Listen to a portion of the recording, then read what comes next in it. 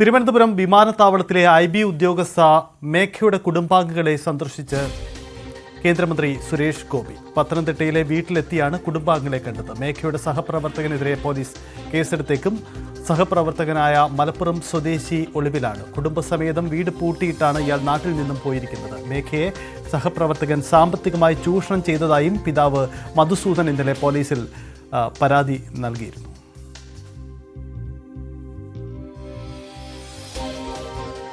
ശശിനാരായണൻ ചേരുന്നു. ശശിനാരായണൻ, അന്വേഷണം പേട്ട പോലീസ് നടത്തുകയാണ്. ഈ കേന്ദ്രമന്ത്രി സുരേഷ് ഗോപി ഇപ്പോൾ നമുക്കൊപ്പം ചേരുന്നു. ശ്രീ സുരേഷ് ഗോപി, അങ്ങ് തന്നെ ആ വീട്ടിൽ എത്തുകയാണ് മന്ത്രി എന്ന നിലയിൽ. എന്തായാലും ആ കേസിന് ആ കുടുംബത്തിന് നിരവധി ആശങ്കകളുണ്ട്. അവർക്ക് എല്ലാ പിന്തുണയും നൽകുകയാണ്. പിന്തുണ നൽകുകയല്ല, ഒരുപക്ഷെ കേരളത്തിന്റെ ആശങ്ക എന്ന് പറയുന്നത് അവരുടെ ആശങ്കയാണ്. അവർക്ക് ആശങ്ക എന്ന രൂപത്തിൽ എന്തൊക്കെ ആണ് എന്നോട് പറയാനുണ്ടായിരുന്നു അത് മുഴുവൻ കേട്ടു. അത് കൃത്യമായിട്ട് എഴുതി തന്നതിനകത്ത് ചില കൂടുതലായിട്ട് ആവശ്യപ്പെടേണ്ട കാര്യങ്ങളുണ്ടായിരുന്നു. അത് എനിക്ക് ഇന്ന് വൈകുന്നേരത്തിനുള്ളിൽ അവരെടുത്ത് തരും.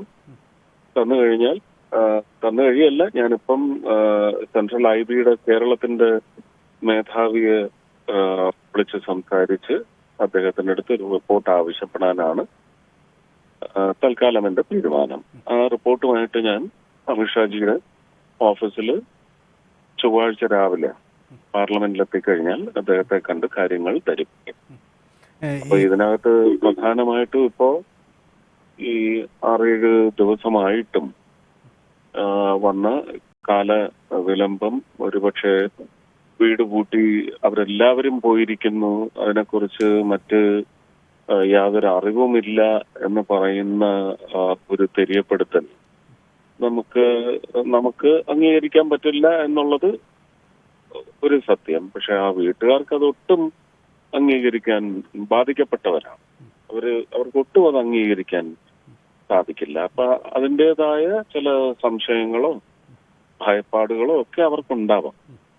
എന്തായാലും നമുക്ക് ഒരു സാമൂഹിക നീതി എന്ന നിലയ്ക്ക് ഇങ്ങനെ ഒരു മരണം അല്ലെങ്കിൽ ആത്മഹത്യ അല്ലെങ്കിൽ ആത്മഹത്യയിലേക്ക് തള്ളിവിട്ട് ഇങ്ങനെ ഒരു ജീവൻ നഷ്ടപ്പെടുക, അത് ഒരു കൊച്ചു മകൾ, ഇനി മകനായാലും വേദന എന്ന് പറയുന്നത് മരണത്തിൽ അനീതി ഉണ്ടെങ്കിൽ തീർച്ചയായിട്ടും നമ്മളത് നിയമപരമായി കൈകാര്യം ചെയ്യേണ്ടത് തന്നെയാണ്. പക്ഷെ അതിനകത്ത് ഒരു കാലതാമസം എന്ന് പറയുന്നത് അംഗീകരിക്കാൻ സാധിക്കില്ല. പോസ്റ്റ്മോർട്ടം റിപ്പോർട്ടും 6 ദിവസമായി എന്നാണ് പറയുന്നത്. എന്തുകൊണ്ട് ഇതൊക്കെ എനിക്ക് തോന്നുന്നു ഒരുപക്ഷെ ആ കുട്ടി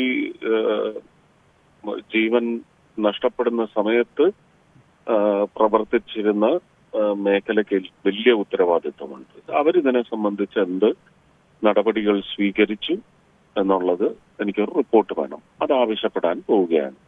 അതിനുശേഷം ഈ ഡീറ്റെയിൽസ് ഞാൻ ആവശ്യപ്പെട്ടതെല്ലാം വീട്ടുകാർ തന്നു കഴിഞ്ഞാൽ ഇതെല്ലാം കൂടി ചേർത്ത് വെച്ചുകൊണ്ട് എന്റെ ഒരു നിവേദനം അമിത്ഷാജിക്ക് അന്ന് രാത്രി തന്നെ, ചൊവ്വാഴ്ച രാത്രി ഞങ്ങൾക്ക് ഒരു മീറ്റിംഗ് ഗാർഡിയൻ മിനിസ്റ്റേഴ്സ് അതിൽ ഞാൻ അദ്ദേഹത്തോട് ഇത് ഉന്നയിക്കുന്നതായിരിക്കും. താങ്കൾ ഈ കുടുംബാംഗങ്ങളെ കണ്ടപ്പോൾ തൊഴിലിടത്ത് എന്തെങ്കിലും ആ കുട്ടിക്ക് ബുദ്ധിമുട്ടുള്ളതായിരുന്നു മകള് പറഞ്ഞിരുന്നു, അങ്ങനെ എന്തെങ്കിലും സൂചനകൾ നൽകുന്നുണ്ടോ?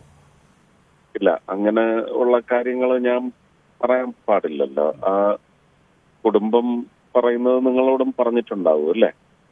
ഞാൻ അതിനെ സംബന്ധിച്ച് പരസ്യമായിട്ട് ഒരു വിളംബരം ചെയ്യാൻ പാടില്ലല്ലോ.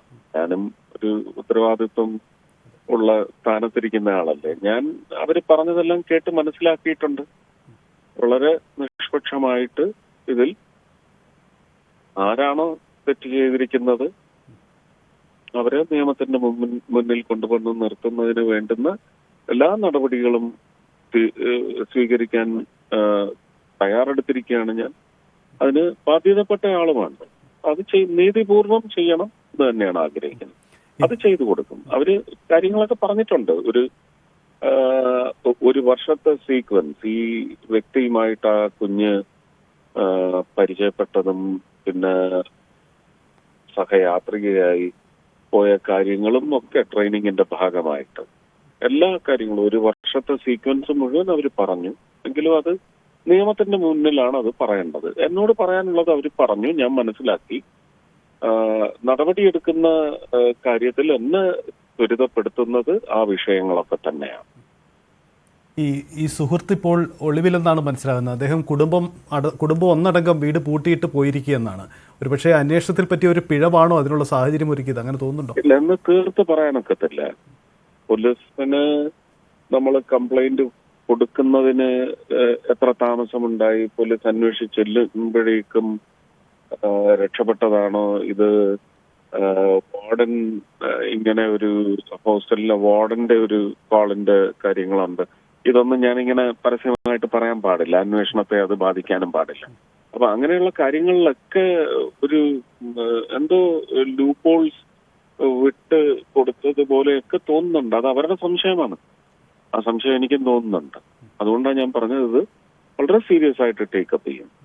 പിന്നെ നമുക്കറിയത്തില്ല ഇതിന്റെ സത്യം എവിടെയാണ് ഒളിഞ്ഞിരിക്കുന്നത് അല്ലെങ്കിൽ മറച്ചു വെച്ചിരിക്കുന്നത്. അത് പുറത്തു കൊണ്ടുവരാൻ വേണ്ടി നടപടി സ്വീകരിക്കും എന്ന് തന്നെയാണ് ഞാൻ വീണ്ടും പറയുന്നത്. വളരെ നന്ദി. കേന്ദ്രമന്ത്രി സുരേഷ് ഗോപി അദ്ദേഹമാണ് സംസാരിച്ചത്. എന്തായാലും ആ കുടുംബത്തെ ആശ്വസിപ്പിക്കാൻ അദ്ദേഹം ആ വീട്ടിൽ നേരിട്ടെത്തി അവരുടെ പരാതി കേട്ടു. എന്തായാലും ഈ അന്വേഷണത്തിൽ എന്തെങ്കിലും പിഴവുകൾ പറ്റിയിട്ടുണ്ടെങ്കിൽ ഇക്കാര്യത്തിൽ വേഗത്തിലുള്ള ഇടപെടലുണ്ടാവും. IBയോട് റിപ്പോർട്ട് തേടുമെന്നാണ് കേന്ദ്രമന്ത്രി സുരേഷ് ഗോപി വ്യക്തമാക്കുന്നത്. ഒപ്പം കേന്ദ്ര ആഭ്യന്തരമന്ത്രി അമിത്ഷായെ കണ്ട് നേരിട്ട് കാര്യങ്ങൾ ബോധ്യപ്പെടുത്തും എന്നുകൂടി അദ്ദേഹം വ്യക്തമാക്കുന്നു. എന്തായാലും ആ കുടുംബത്തിൻ്റെ ആശങ്കയിൽ വലിയൊരു ഇടപെടലാണ് ഇപ്പോൾ കേന്ദ്രമന്ത്രിയുടെ ഭാഗത്തു നിന്നും ഉണ്ടാകുന്നത്. ശശിനാരായണൻ തുടരുന്നുണ്ട്. ശശിനാരായണൻ, സുരേഷ് ഗോപി തന്നെയാണ് ഇപ്പോൾ നമ്മോട് സംസാരിച്ചത്. അദ്ദേഹം എന്തായാലും ആ കുടുംബത്തിന് വലിയ ഉറപ്പ് നൽകിയിട്ടുണ്ട്. അദ്ദേഹം സന്ദർശനത്തിനെത്തിയപ്പോൾ കുടുംബം എന്ത് തരം പരാതികളാണ്, അവരുടെ കുടുംബം പങ്കുവയ്ക്കുന്ന വികാരം എന്താണ് ഇപ്പോൾ ശശിനാരായണൻ?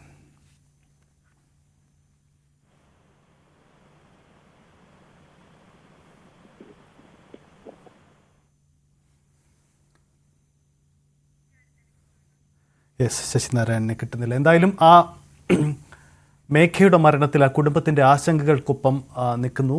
കൂടുതൽ ഇടപെടലുകൾ വരുന്നു. എന്തായാലും ഈ വിഷയത്തിൽ ഒരു വലിയ നീക്കമുണ്ടായി എന്നതാണ് സാഹചര്യം.